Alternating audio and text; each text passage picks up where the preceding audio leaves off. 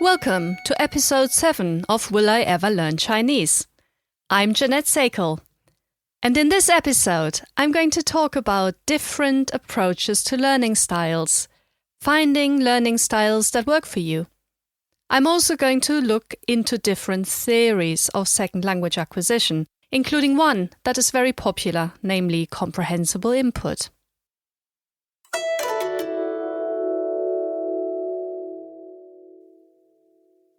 While being kind to yourself and taking it easy and slowly, there are still ways to speed up language learning.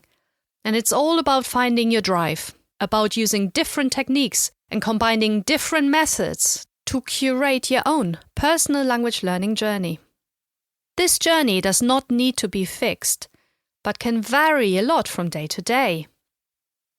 Because I had the time and inclination, I spent time with Chinese daily. It was this daily dose of the language, listening, watching, speaking, and so on, that helped me progress very quickly. I also had a lot of fun while doing it. About 50 years ago, educational theory came up with an innovative idea that students will have individual differences in their approaches to learning, and that using the right learning style will likely make them more successful overall. In the intervening years, this approach has become popular among educators and is taken for granted by many teachers. Yet, research has shown that it may not be as simple as that. The original argument was that if you're following your preferred learning style, you're more likely to succeed. What constitutes a learning style differs from one theory to another, of course. Some theories proclaim that learners will differ in their preferences for learning modalities, such as listening, reading, taking in visual information like videos, or even physically manipulating objects, using them, such as speaking a language. When learning using your preferred style, the theories argue, you will be more successful than when using a style that is not your preference. And thus, teachers were asked to understand the preferred learning styles of their students. Wow, many teachers really struggled with this. And even when these preferred learning styles were found, studies showed that the students did not necessarily do much better than those who were learning using a non-preferred learning style. But why would some learners be more successful than others? What is it that determines whether learning will work or not? Well, usually the learners themselves will know whether something works or whether it motivates them. Careful reflection on one's learning is incredibly powerful. Is the video you're watching useful? Is it motivating you? Did you enjoy writing out sentences, feeling you were learning something? Or did you prefer the role play with the other learners? It is important to engage in different types of learning. Most importantly, though, it is that the learner feels motivated to continue. And therefore, whichever learning method is most fun, is most motivating, is probably the most useful learning method at the time. And this is where self-reflection comes in. Self-reflection is about critically evaluating your own learning, thinking back to what you enjoyed, what you felt was useful, and what was boring. Sometimes you will need to stick with one method for a while to see if it works. As long as you don't feel demotivated, just keep going. It might help to keep a diary to note down your experiences with different methods. When I was learning Chinese in the beginning, I quickly realized the advantages and shortcomings of some of these methods because I kept asking myself, does this work for me? And if not, is there maybe a better way? I always stuck with a method for a while to see if it appealed to me. I could see that there was a lot of good in some methods, and most would, at a push, have worked for me. However, since there were so many different materials and so many different methods for Chinese, I could be really picky. I could go and choose the approaches that I enjoyed the most, and discard those that did not really appeal to me as much.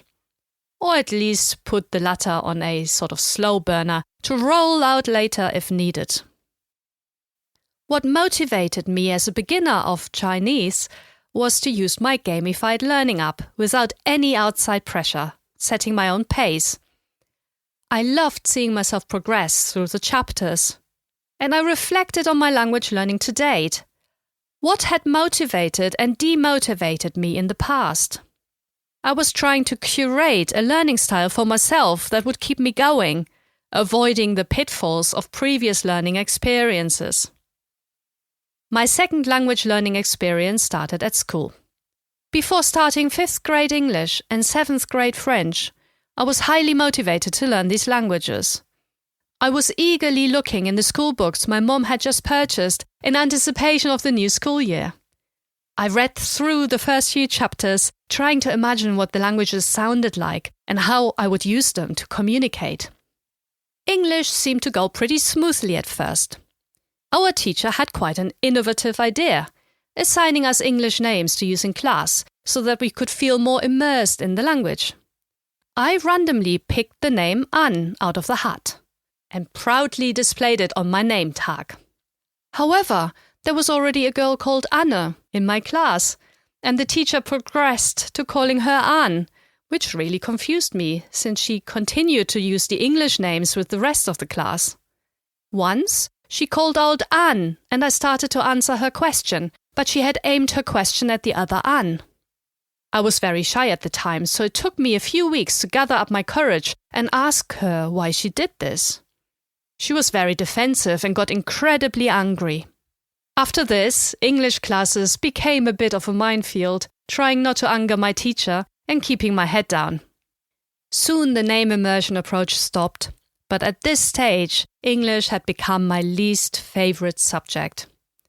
We spent many hours in the phonetics lab, repeating seemingly nonsensical utterances played on a tape, while our teacher was monitoring our progress, randomly listening in on students' performance.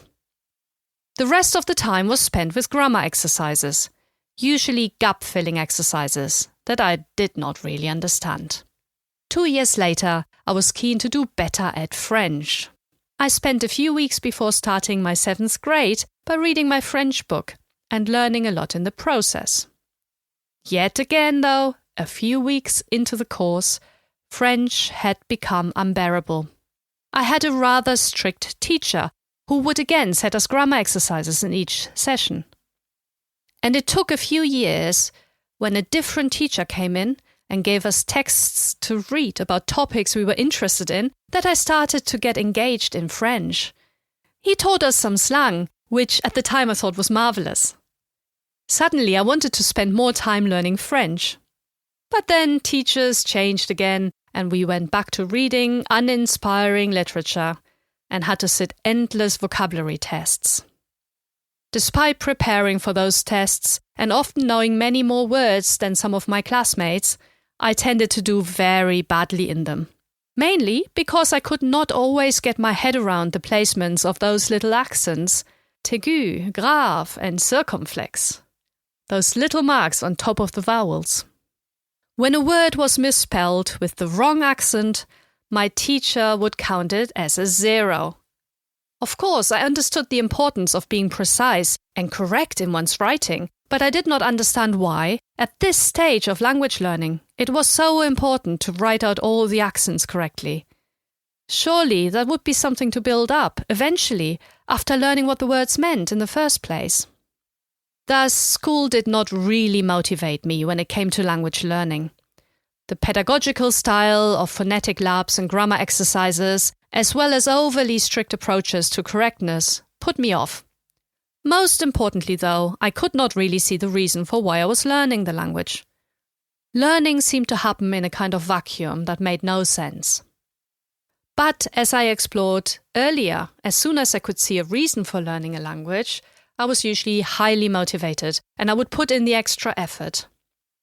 What seemed to work well for me was to know that I would have to use a language in context. For example, when learning Spanish and Portuguese, I needed to learn these languages for my work because I was going to South America to work on indigenous languages, and usually the only way to work on these languages was through either Spanish or Portuguese.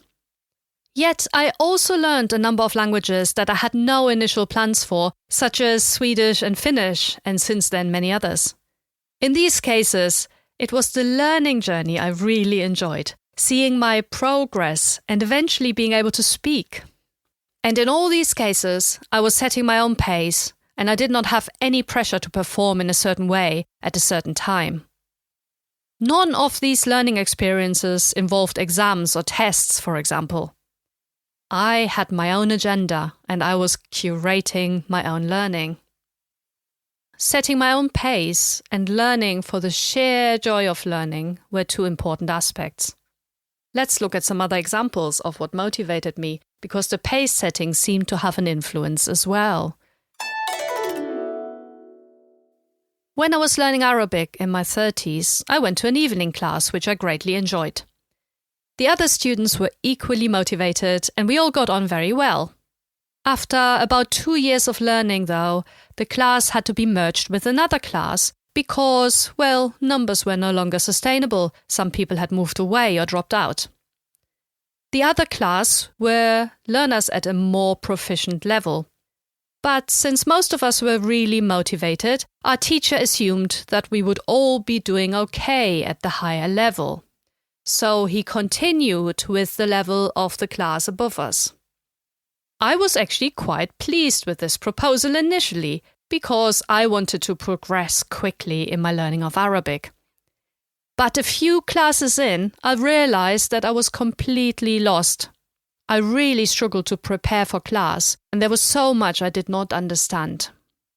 I was also working on a demanding research project at the time, so I did not really have the hours that I needed each day to catch up on my Arabic. I started to turn up to class unprepared, which further demotivated me, and eventually I dropped out.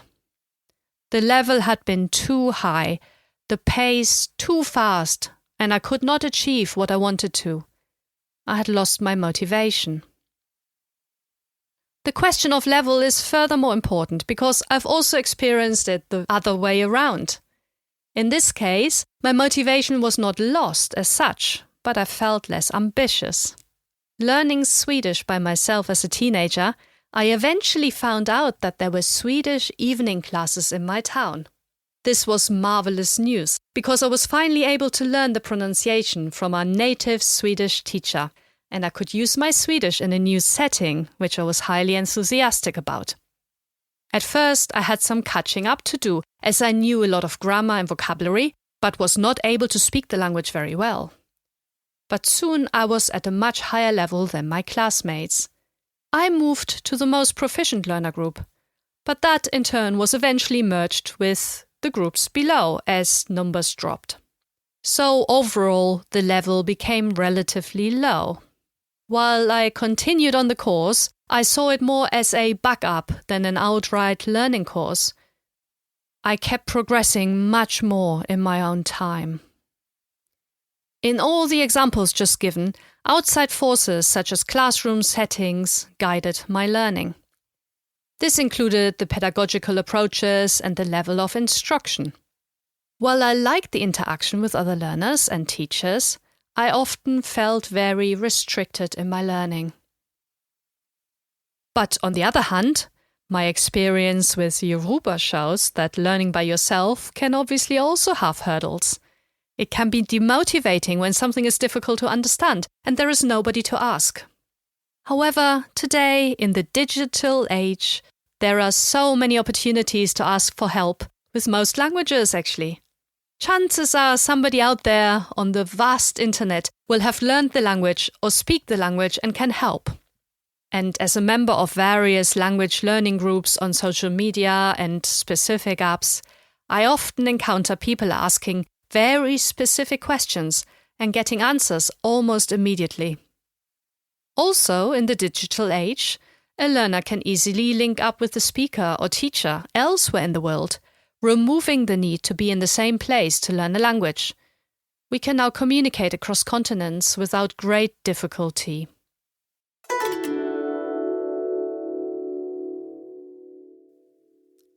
When I was learning a language on my own, such as Swedish and now Chinese, I enjoyed having some form of measuring stick to see how far I had progressed. What really motivated me was realizing that I was able to understand a little bit more, that I was able to speak a little bit more. that I had progressed 3 pages in my learning book, that I had moved up 2 levels in my language learning app. My preferred measuring stick was internal. I was appraising myself against myself, improving daily. Competing with myself, there was no pressure, only the enjoyment of doing better.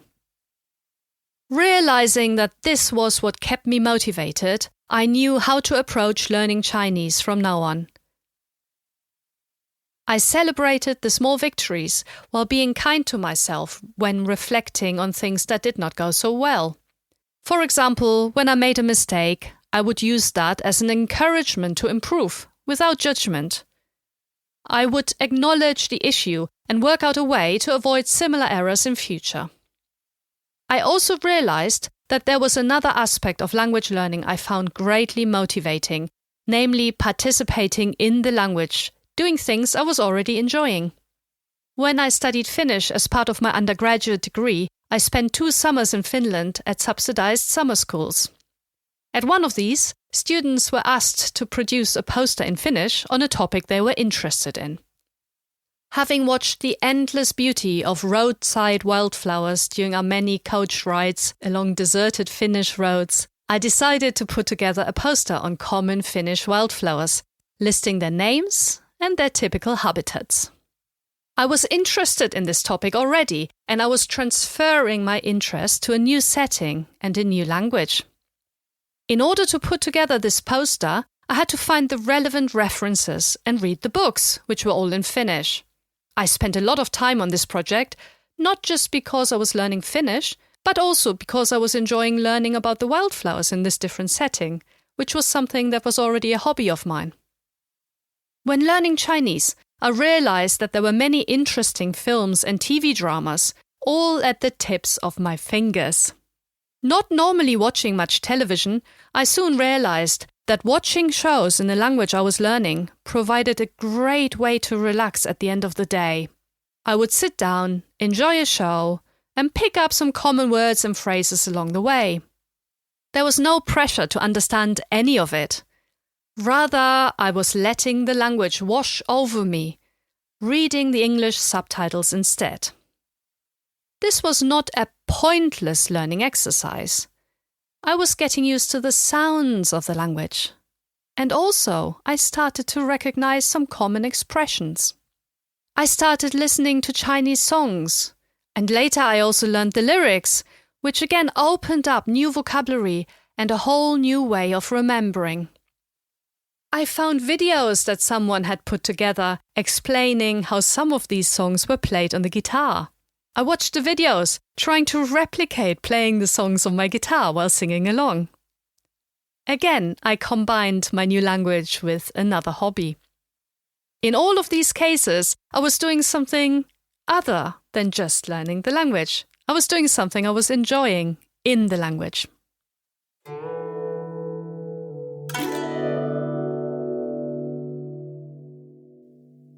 There are many other aspects of motivation that play in at later stages of language learning, and I shall be returning to these as I'm progressing through the proficiency levels. Motivation is also very different in different settings. When I lived in Denmark, my motivation for learning Danish came from the fact that I wanted to blend in. So it was very different from my motivation to learn Chinese. Motivation and interest are very personal, and people are different from one another. What worked for me may not work for you at all. In order to find the motivation to continue learning, it is important to reflect on your learning and to see what motivates you. It is trying out a range of approaches and always being open to trying other methods if those approaches are not very good or don't work very well at any one time. I know another learner of Chinese who loves Chinese television dramas set in ancient times, where actors dress up elaborately. She enjoys dressing up this way herself, and she's even learned to make elaborate hanfu, which is the dressing sense of the Han people, so this ancient dress. I have tried watching these types of dramas, but I really did not get on with them very well. while the contents were interesting, I think the language is often very ancient, and they talk about palaces and concubines and the like. Those were all things I didn't really need at the beginning of my learning journey. At least it wasn't something that motivated me very much. So in the beginning, I focused on contemporary dramas and films, not minding so much what the story is about. And as many of my Chinese friends would tell me, "Why are you watching those dramas? They're rubbish." Actually, I don't think so. I think some of them are very interesting, but I didn't mind so much what the content was, as long as I was immersing myself in contemporary Chinese culture and language.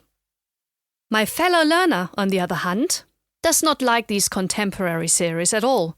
She gets a lot of motivation out of watching these ancient dramas. Both of us have found our own personal preferences when it comes to immersing ourselves in Chinese. We have developed interests in the language that keep us motivated. Learning and motivation is highly individual, and there won't be a surefire method of learning a language that will work for everybody. As a learner, you have to find the approach that best suits you personally, carefully looking at your level of motivation, as well as your progression in the language. Being aware of this fact alone will be incredibly helpful when finding methods to engage in the language, both in formal learning apps or in much more informal settings, such as when watching movies.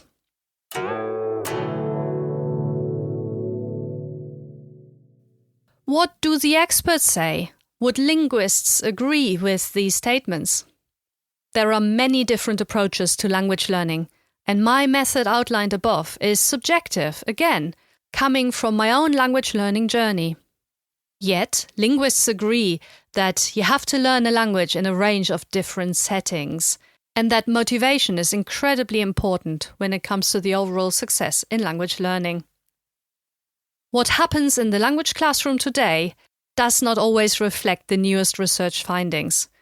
Approaches to learning have changed considerably, especially in the digital age, where access to learning materials is much broader, and access to speakers is also much easier. In the literature, a distinction is often made between formal and informal learning environments. Formal learning environments would be in the classroom. Informal environments would be in the community, perhaps even without any formal tuition. But what is formal tuition today? Would using a gamified learning app count as formal tuition? Many linguists have started to take a more nuanced view and regard these two as extremes on a scale. I have noticed that one particular approach to language learning is often recommended by polyglots, by people who have learned a lot of languages. This approach is called comprehensible input and is part of a so-called input hypothesis that was originally brought forward by linguist Stephen Krashen in the 1970s. According to this approach, language learning happens subconsciously through the presence of comprehensible input that the learner can make sense of. Whether the learner uses this input to speak is not important for learning, it is claimed. Krashen worked on the assumption that our brains are equipped with a language acquisition device, and this needs to be triggered by linguistic input to acquire language, much like what was proposed for children's first language acquisition. All the learner really needs, in this case, is comprehensible input, meaning the learner will have to understand most of what is said. There may be a few words or structures in there that the learner does not quite yet understand, but these will subsequently be acquired in the context without much difficulty. While I agree that there is a lot of truth in the basic idea, Krashen's work received a fair amount of criticism. We know today that input alone is not enough for the successful learning of a language. We also need to use what we have learned. So we need output embedded in our interactions. We need to speak the language. We need situations in which we will have to use the language to negotiate our identities as learners and speakers, where we have to apply what we have learned. Let's look at an example. Children with a German and an English parent growing up in the UK often grow up to understand both languages well, but some mainly speak English. While they have had German input, their surroundings are all in English, which is often the family language and is used with friends at school. These children subsequently grow up speaking mostly English and may struggle to speak German when required. While they have received the German input, they have developed a passive knowledge of German. They are not necessarily able to produce German actively themselves. Why is Krashen's approach so popular amongst learners? In my opinion, there is a clear advantage to learning at the appropriate level. Let's take the example of a podcast. When you listen to a podcast you don't understand, you'll soon zone out. I've heard learners of Chinese say that they were listening to podcasts a lot, but they were going over their heads. If that's the case, the podcasts are probably at a somewhat higher level than the learners are currently at. The learners are likely to get demotivated if they continue in this way. Rather, they may want to find an alternative, such as another podcast that is at the right level. There is no shame in listening to learning materials at a lower level. In this case, comprehensible input can help the learner to understand and build up language knowledge, provided it is combined with other aspects of learning. Using comprehensible input is a good way of gradually building up passive knowledge of a language. This passive knowledge can transform into active use as the learner gradually starts to speak the language. Indeed, this aspect of appropriate level chimes with many modern approaches to language learning. The right level and comprehensible input are not everything, though. I recently followed a discussion on social media about beginners watching television series in their target language. And some commentators took Krashen's approach to an extreme, and they argued that it would not be appropriate to watch television with English subtitles. Rather, learners were recommended to read children's stories that were right for their level of proficiency. To be honest, I would rather immerse myself in the language in other ways, not always understanding everything, than just reading children's stories. When watching movies with subtitles at the beginner stage, for example, it is not about understanding every word, but rather it's about getting used to hearing the language being spoken in context. We can make another comparison, as children acquiring their first language will be in a similar situation. There will be a lot of language around them that they do not yet understand, but they will eventually make sense of the chaos, and they will be motivated to learn language through the need to communicate. When I was demotivated learning English and French at school, I was surrounded by comprehensible input, and by some output too, in that I had to produce sentences in the phonetics lab, but I was not using the language to speak in any other way that gave me motivation. Today's approaches to second language acquisition, despite some big differences in the overall philosophy, are much broader and take into account various aspects of learning beyond the mere input and output. But motivation plays a key role, so maintaining motivation throughout the learning process is of high importance.